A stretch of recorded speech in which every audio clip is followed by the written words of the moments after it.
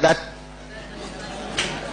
si mnajua sisi tunasimama na Rigathi wa Gachagua, na hatusimami na yeye kwa sababu ati yeye ni Rigathi Gachagua na ni Mkikuyu. Tunasimama na yeye kwa sababu haki haikufanya nini, haikutendeka.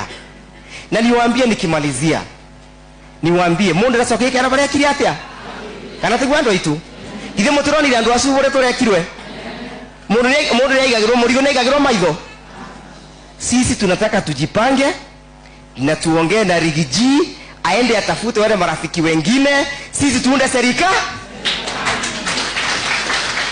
Sisi hii serikali inayokuja kuundwa 2027 tutaunda na wale watu wako hapa na Rigathi wa Gachagua na wale marafiki wengine wetu. Na kuna rafiki yetu alisimama sana na sisi, nikimalizia, anaitwa Mheshimiwa Kalonzo Musyoka. Mabunge wake wote walipiga no, maseneta wote wakapiga no.